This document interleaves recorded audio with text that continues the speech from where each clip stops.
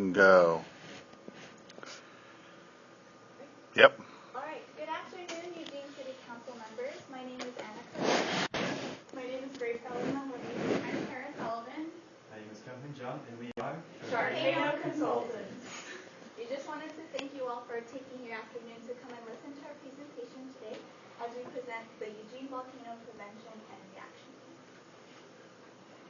So, who here has an emergency in their house? Who here knows how to evacuate Eugene if a disaster should happen? All right, so that's a very small percentage. Go east.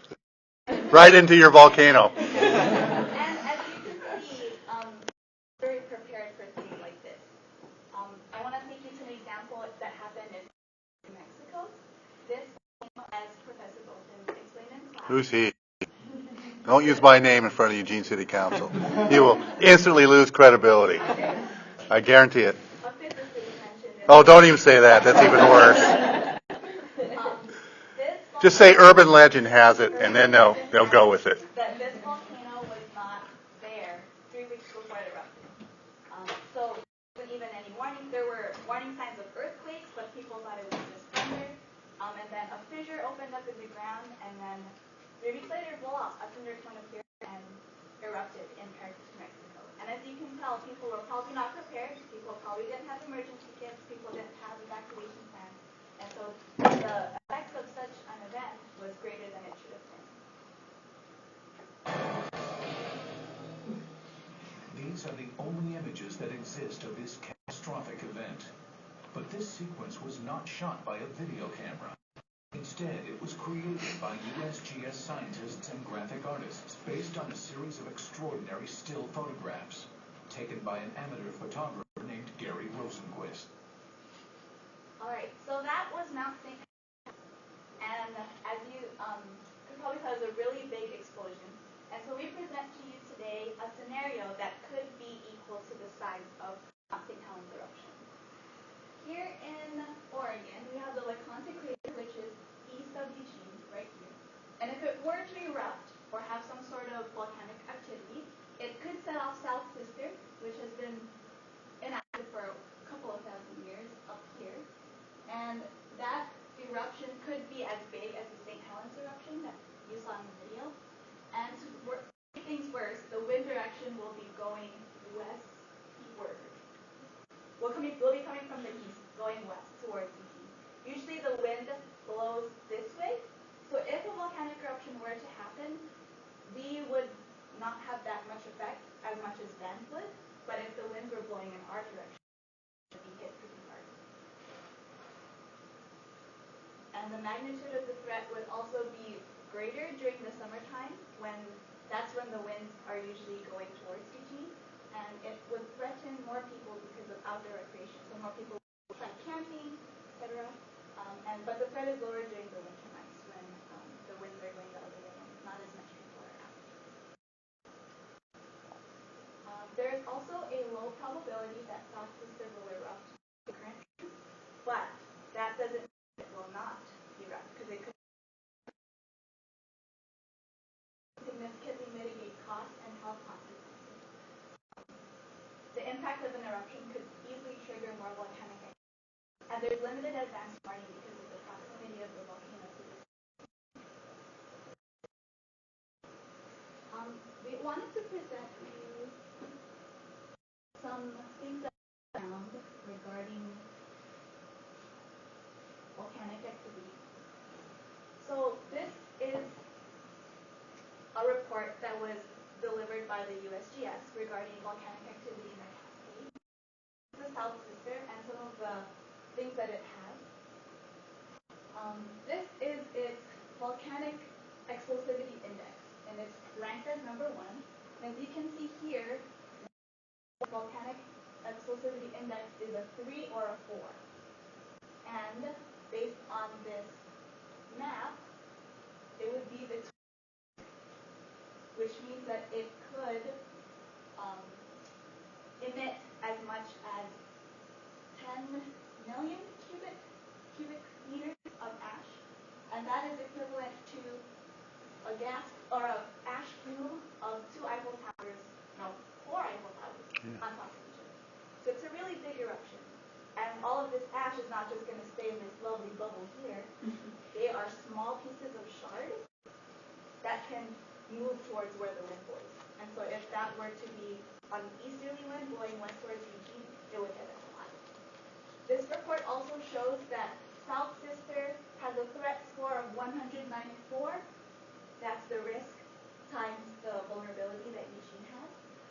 And compared to Mount St. Helens, which is 267. So you can see that it's pretty high up there in the threat score.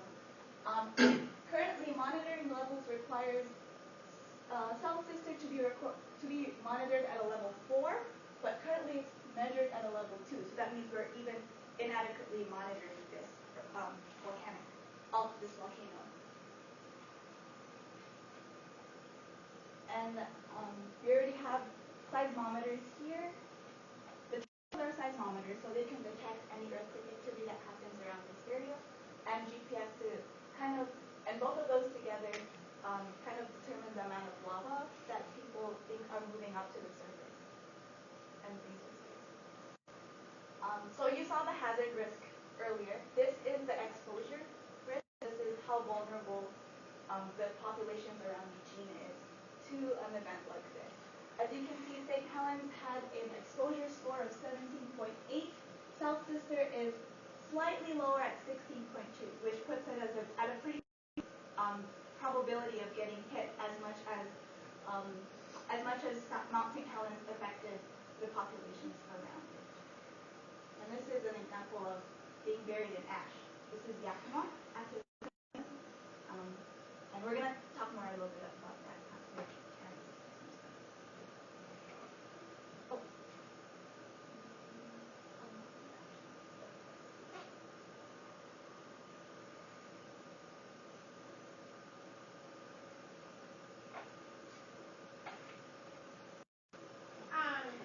So I think while the scope of the dilemma, there would be significant ashfall, and also, if you want to zoom in on the map there would be possible flooding in the Eugene area from the Lahars there as they go down the Mackenzie River, definitely hitting into Springfield and possibly into Eugene as well. Alright, here are just some quick statistics about the city of Eugene. The population is currently 159,580 people.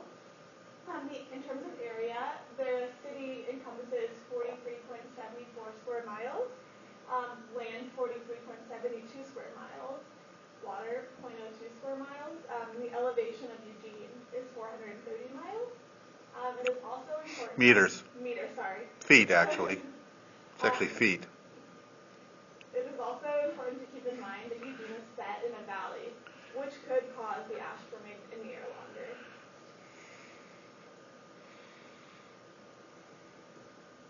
Alright, so impacts of ashfall. It's pretty harmful to living things. Did anybody here know what tephra is? It's the name of my dog. Do any of you want to explain what that is? Have an ordinary citizen do it. We'll do it. Tephra is basically this.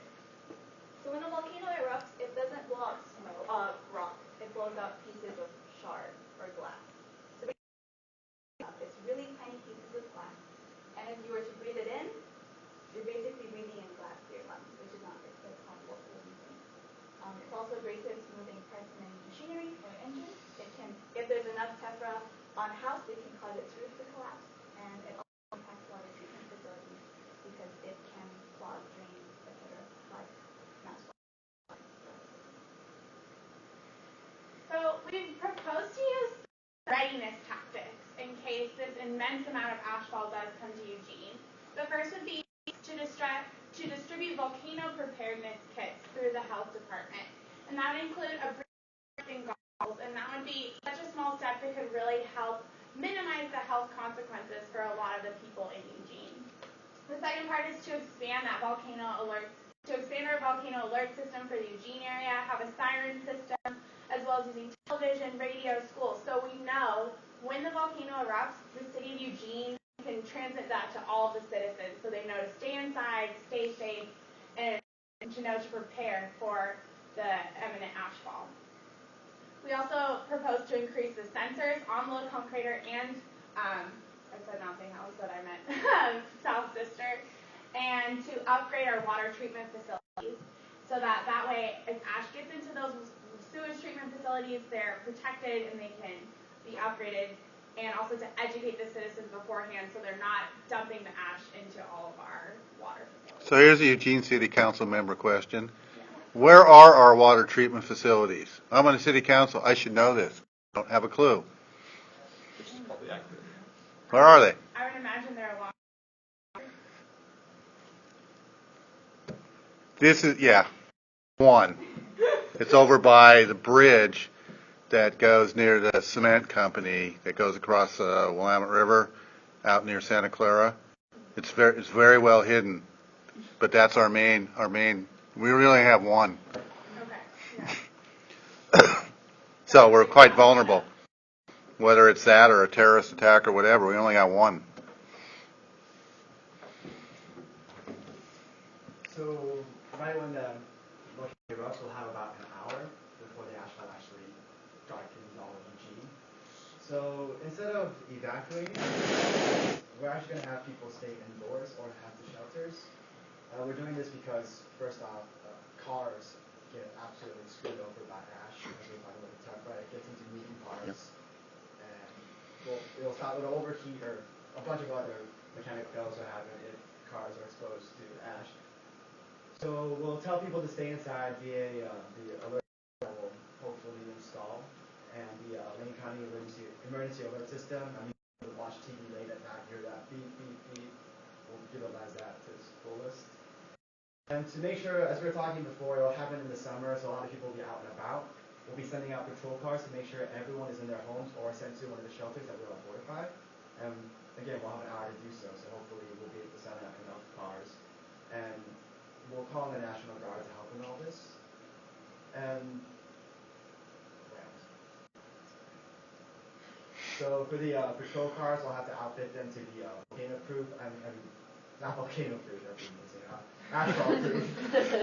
Asphalt-proof. I mean, this could be done as simply by putting a pantyhose on the exhaust pipes, and just sealing all the cracks of the cars. So yeah. And as for the National Guard, we're not just saying we can rely on the National Guard. That has happened before. The next case study. So we wanted to look at some historical cases that had a similar situation. Yakima, Washington is about 22 miles from Mount St. Helens when it erupted, and we're at a similar distance to that, and they experienced over 3 inches of ash within 24 hours of the eruption. The citizens were told to stay inside, and motorists are asked to remain off the roads. I'm going to count from the Eugene City Manager just to let you fully imagine what this experience was like. So Yakima had no forewarning about the eruption. I was at home on Sunday, May 18th when the sky turned dark by mid-morning, and I expected a major thunderstorm. It was only when the ash began to fall that I realized the volcano had erupted and that we could be facing a serious emergency. By noon, the city was engulfed in darkness, and communications by home telephone were impossible. It was like the eclipse of the sun that lingered, a blinding blizzard, and a thundering electrical storm all in one. On automatically, traffic stopped, strange quiet in our community. Everywhere, a talcum-like sandy gray powder kept accumulating. Cars, trucks, buses, and trains all stopped. From noon until 6 a.m. the following morning, the city was in total darkness. The ash fall in the city was and light and difficult to sweep or shovel, especially when dry. Shifting winds blew the dust everywhere, severely impairing visibility and driving in our area. So that kind of lets you imagine, like, if you were sitting in the city of Eugene and all this ash came down, exactly what it would be like, just totally free. They called in city managers from the city of Seattle and to help clean up the ash and brought in a lot of equipment to do so. It cost the city a total of $5.8 million. 74% of that was paid for federal and state assistance, and the rest in private insurance, and the rest was paid for through bonds with the city. So speaking of costs, our mitigation efforts So the volcano kits, as you said, about $2 a person, so around $320. And if you're a college student, companies don't really take you seriously when you try to ask them for quotes. So for a I was measuring around 200,000, and that's a very rough estimate. I wasn't able to really ask them for that. And for the shelters, we'll have to fortify them. We'll go over the list of shelters soon. So lots of rations because people can be trapped inside their homes for weeks. And again, these rations will be sent out by the patrol cars and hopefully the National Guard. So for the cost of that, we're initially $200,000. And for upgrading the water treatment plants, again, this is a very rough estimate. I would say around $1 million to just on that one water treatment facility. So the total pre-cost would be around $3 million for our mitigation efforts. So when the ashfall occurred for Yakima, it cost about $5.4 million, but $4 million of that was just from the water sewage treatment. Yep. So if we're able to upgrade our water sewage treatment facilities properly, we can cut our costs by. And again, the Eugene estimated cleanup is a very rough estimate. I just took the size of Eugene versus the size of Yakima and determined the cost that way. So, yeah, as you can see, there's a $6 million difference in our efforts versus no efforts. And to fund this, okay, don't get mad, or please don't get pissed off. These are just possible ways of funding. One is increase income taxes in every bracket by 0.1%. So that'd be, okay, let's say if you're in the second bracket, you made around $10,000, would be around $120 increase in taxes. So hopefully that won't be too substantial. But again, that's just a possible choice. Again, we can get federal government funding just to document. And hopefully we can get aid from neighboring cities like Seattle, Portland, any city that's willing to help. So yeah, we're essentially creating a volcano budget using income taxes or whatever measures we can. And so even though the cost of Yakima cleanup was $5.4 million, the total cost, the financial cost of the entire area was around $12 million. So when looking at that, increasing taxes by 0.01% might not be that drastic, especially if you consider the whole state suffered at a $1.5 billion economic loss.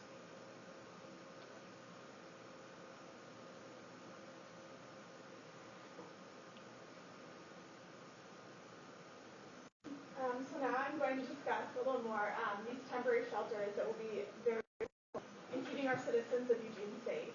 So citizens without structural homes, and we're defining this as the homeless population as well as individuals who are currently camping, being outdoors for recreation, or from out of town, will be transported to warehouses and churches around the Eugene area in order to stay safe. Example of solutions that we found that could be effective include the Matthew Knight Arena, North High School, Willamette High School, and the Bailey Hill Road Industrial Warehouse. All of these areas are pretty large. They're spread out around Eugene. So we feel that these locations will be able to get everyone an hour, hopefully. Throughout the evacuation process, it will also be very important to utilize emergency vehicles with ash guards to be circulating throughout the city to make sure that these evacuations are occurring smoothly, safely, and quickly. So how will we resume city function in Eugene following a volcano? What would probably happen is that we would, very similar to most ash cleanup. So as we discussed before, this included ash trucks, probably from the city of Portland. Another crucial part was education, forming and citizens will also play a really large role in shoveling the tech by street. I wanted to mention this took approximately 1 week of 24 hours of working, so hopefully with our mitigation time will be faster. And we actually found a website, if you guys are interested. It's effective mitigation strategies in case ashfall outbreak happen in Eugene. So it has agriculture, building, communication, health, power supply, transportation. And this page is actually actions to take for an ashfall if it does happen. And down here are a list of, sorry, I wish it was better, but things that you could actually do as a lesson of the Yakima ashfall. So there's a list of,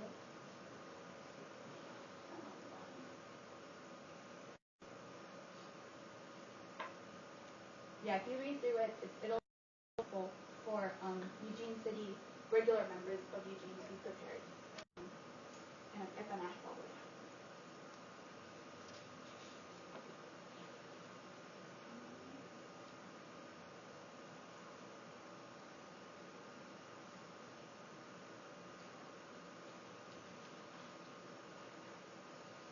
Yeah.